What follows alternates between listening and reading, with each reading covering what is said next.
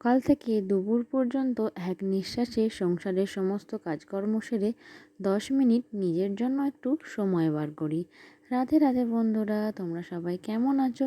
আশা করছি তোমরা সবাই ভীষণ ভালো আছো। আমরাও কিন্তু বেশ ভালো আছি।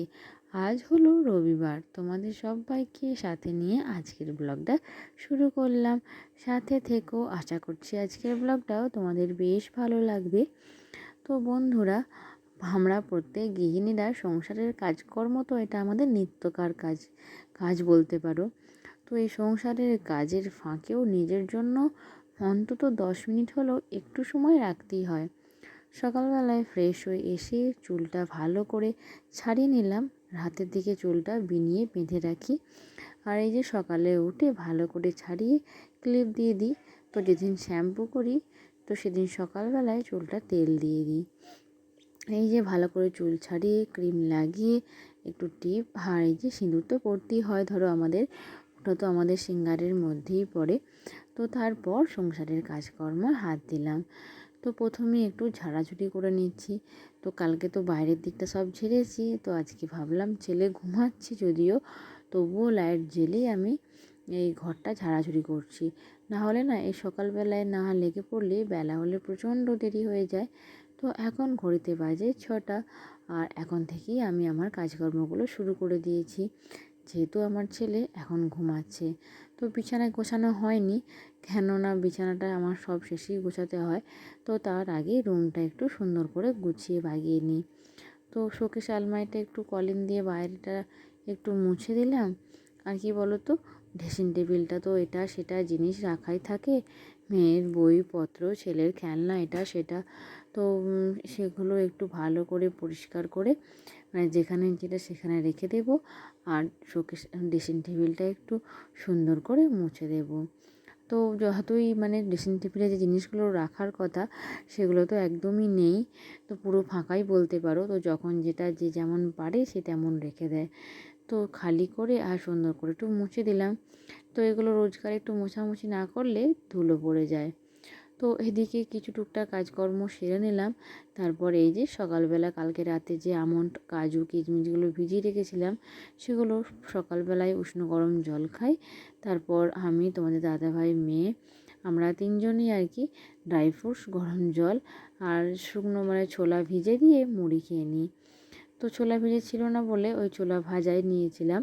তো এখন প্রতিদিন রাতেই আর কি ড্রাই ফ্রুটসটা ভিজিয়ে দিই আর সকালবেলায় উঠে খেয়ে নিই। তারপর বেডশিটটা কাচার জন্য আর কি ভালো করে সার্ফ দিয়ে মাখিয়ে দিলাম।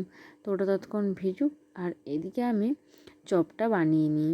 তো চপ বানানোর জন্য আলুর পুরগুলো বড় মা আমাকে রেডি করে দিচ্ছিলো, আর আমি বেসনটা ফাটিয়ে এদিকে দেখো উনানেতেই চপটা ভেজে নিচ্ছি।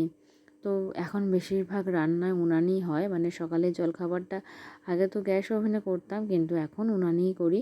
কেননা এখন তো গ্যাস অনেকটাই হলেই সাশ্রয় করতে হবে।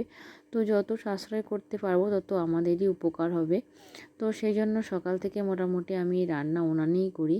তো যেহেতু আমাদের প্রচুর এদিকে শুকনো গাছপালা আছে, তো জ্বালন আর ঘুঁটের তো কোনো অভাবই নেই বলতে পারো, ঠাকুরের কৃপায়। তো সেই জন্যই আর কি এইদিকে দেখো অনেকগুলো চপই আর কি একবারে কড়াইয়ের মধ্যে দিয়ে দিয়েছি।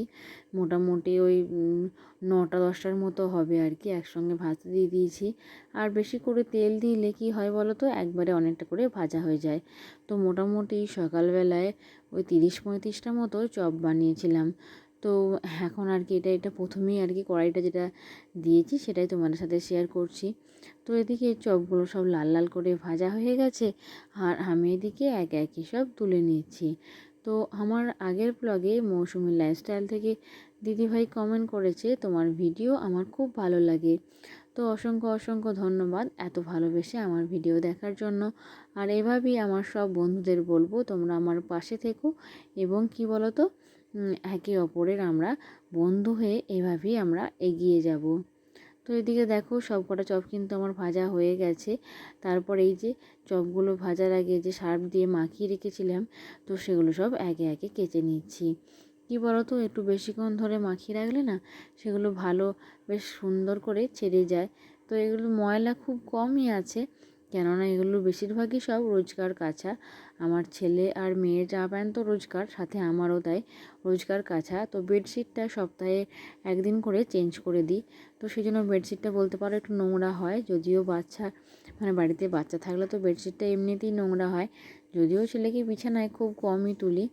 তো তারপর কি বলো তো, কালকের যে কাপড়টা ছিল তো সবই আর কি সার্ফ দিয়ে মাখিয়ে দিয়েছিলাম, তো সব রকমই কেচে নিচ্ছি। আর কালকে রাতে জানো তো, হঠাৎ করে মানে ছেলে না এই শীতকাল ভোর তো আমি ডাইপার পরাচ্ছিলাম, কিন্তু দেখলাম ওই 1 মাস মতো হবে ছেলে রাতে না একদম হিসু করছিল না, ডাইপার শুকনোই থাকছিল। তো ভাবলাম শুধু শুধু কেন ডাইপারটা পরাবো, তাহলে ওকে এমনি শুয়ে দিই, ডাইপার ছাড়াই আর কি শোয়াই। তো কালকে রাতে কি হয়েছে, ছেলে না হিসু করে ফেলেছে, তো কাঁথা প্যান্ট সব ভিজিয়ে ফেলেছে। তো অনেকদিন পরই ছেলে হিসু করেছে, নাহলে রাতের দিকে একদমই হিসু করে না। তো সেই জন্য ওয়ালপেপার কাঁথা প্যান্ট অনেক কিছুই আর কি ছেলের জন্য আর কি কাচাকুচি করতে হলো। আর শীতকাল থেকে ছেলেকে এখন তো মোটা কাঁথাটা ব্যবহার করি, তো সেটাই কেচে দিলাম। কেচে ওদিকে দেখো আমি যে ছাদের যে কার্নিশ আছে সেখানে শুকোতে দিয়ে দিলাম, কেন ওটা তো ভারী, তারের মধ্যে দিলেই না তারটা ঝুলে যাবে। তো সেই জন্য কার্নিশের গায়ের কাছে দিয়ে একটা আমাদের যে পাথর আছে পাথর চাপা দিয়ে দিলাম, নাহলে যা হাওয়া দিচ্ছে ওদিকে উল্টে পড়বে। তারপরে এই যে ছাদ ভর্তি কাচাকুচি, মানে 2 বালতি নিয়ে এসেছি, সব একে একে সব মিলে দিচ্ছি। আর সকাল থেকে তো আজকে ভালো বেশ রোদের জোর হয়েছে, কেননা কাল আর মানে গতকাল মানে শনিবার আর শুক্রবার যা বৃষ্টি হয়েছে, তো তার তুলনায় আজকে বেশ ভালো রোদ উঠেছে। আর রোদ উঠলে মনে হয় রুমের সব কিছু বার করি, কাচাকুচি করি, শুকাই গোছাই, বিশেষ করে বালিশ আর বিছানা তো মনে হয় আগে রোদে দিই। তো এইদিকে ছাদ থেকে নেমে এসে ভাবলাম বেসিনটা একটু নোংরা হয়েছে, তো এই ভিনিগার বেকিং পাউডার আর হ্যান্ড ওয়াশের যে লিকুইডটা সেই লিকুইডটা দিয়ে বেসিনটা ভালো করে ভিজিয়ে রাখবো আধ ঘন্টার মতো। তো ভিনিগার আর বেকিং সোডা নিয়ে এদিকে হ্যান্ড ওয়াশটা একটু নিয়ে নিলাম, দিয়ে ভালো করে ঘষে আর ভিজিয়ে রাখবো। তারপর কি বলো তো, একটু মেজে দিলে তোমরা দেখবে খুব সুন্দরভাবে বেসিনটা মানে পরিষ্কার হবে। তো বেসিনের মধ্যে সাদা দাগ একটুও থাকবে না। তো যাই হোক, বেসিনটা এখন ভিজিয়ে দিয়ে এলাম। তারপরে এই যে আলমারি থেকে একটা বেডশিট বার করে নিলাম বিছানায় পাতার জন্য। তো বেডশিটটা বিছিয়ে দিই। আর ওদিকে জানলা দিয়ে কিন্তু বেশ ভালো রোদ এসছে, বিছানাগুলো সব রোদে দিয়ে দিয়েছি। আর কি বলো তো, এই জানলাটা খুলে দিলে না শীতকালের দিনে এই বিছানার মধ্যেও রোদ চলে আসে। আর এই গ্রীষ্মকালে তো রোদ ওঠার পরই সঙ্গে সঙ্গে জানলা দরজাগুলো বন্ধ করে দিই, যাতে রুমটা ঠান্ডা থাকে। তো যখন যেমন ওয়েদার তখন তেমন কাজ বলতে পারো। তো এদিকে চাদরটা ভালো করে সব দিক সুন্দর করে গুঁজে নিচ্ছি, যাতে ওঠা-নামার সময় একটুও না সরে যায়। তো মেয়ে তো বিছানা ছাড়া একদমই পড়তে চায় না, কিন্তু আমার মনে হয় শুধু শোয়ার সময় বিছানায় উঠলে খুবই ভালো হয়, কেননা বিছানাটা খুব পরিষ্কার থাকে। তো এদিকে দেখো আমি খাটটা একদম মুছে নিচ্ছি পরিষ্কার করে। আর কি বলো তো, বেডশিটটা চেঞ্জ করার সময় তো একটু ধুলো থাকে, তো সেই জন্য মুছে নিলে একটু ভালোই পরিষ্কার হয়ে যায়। তো এদিকে দেখো মুছে নিয়ে সুন্দর করে বালিশগুলো গুছিয়ে দিলাম। আর ভাবছি ছেলের বিছানাগুলো আজকে একটু রোদে দেব, তো সেই জন্যই আর কি ছেলের বিছানাগুলো একদিকেই রেখেছি। তো বিছানাটা গুছিয়ে এরপর টেবিলটা মুছে নিচ্ছি। তো কালকে রাতে হয়েছিল খিচুড়ি, আর আজকে তো চপ ভাজলাম। তো আর বাঁধাকপির তরকারি ছিল, তো জলখাবারে ওই খিচুড়ি আর চপ খেয়েছিলাম। আর তারপর এই যে টেবিলটা মুছে দিচ্ছি। তো টেবিলে নানা রকম জিনিস তো রাখাই থাকে, তো সেগুলো সরিয়ে যেখানে যেটা জিনিস সেখানে রাখতে হয়, শুধু তো আর মোছামুছির কাজ নয়। আর এদিকে কি বলো তো, আমি কি করেছিলাম, ওই কমলা লেবু শুকাতে দিয়েছিলাম, খোসাগুলো আর কি, কমলা লেবুর খোসাগুলো শুকোতে দিয়েছিলাম রোদে। তো শুকিয়ে এবার ডাস্ট করে নেব, তো সেগুলো টেবিলের মধ্যেই রেখেছিলাম। তারপর মানি প্ল্যান্ট গাছটা একটু জল দিয়ে আর জলটা পাল্টে দিলাম। তো সুন্দর করে টেবিলটা মোছা হয়ে গেছে। তারপর এই যে মেঝেগুলো মুছে নিচ্ছি।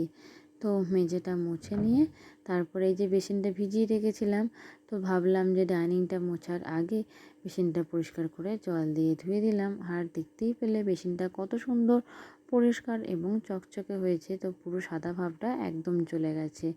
তারপরে এই যে ডাইনিংটা মুছে নিচ্ছি, তো ঝাঁটপাট সকালেই দিয়ে নিয়েছিলাম, ছেলে ঘুম থেকে ওঠার আগেই, তো সেটা আর তোমাদের সাথে শেয়ার করা হয়নি।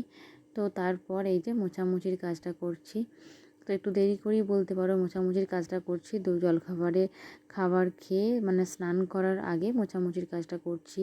নাহলে তো এখানটা মানে সকালবেলায় সময় পেলে হয়তো মুছে দিলাম, তারপর অন্যান্য বাদবাকি কাজগুলো সেরে তারপর মোছামুছির কাজটা সারি।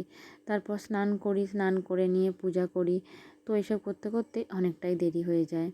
তো দেখো আমি এদিকে একটা ফেস প্যাক রেডি করছি।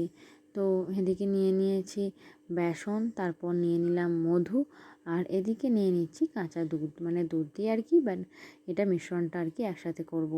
তো এটা কিন্তু ত্বকের পক্ষে খুবই ভালো, বিশেষ করে যাদের 30 বছর বয়স হয়ে গেছে, মানে 30 বছরের ঊর্ধ্বে যাদের বয়স তাদের পক্ষে তো খুবই ভালো।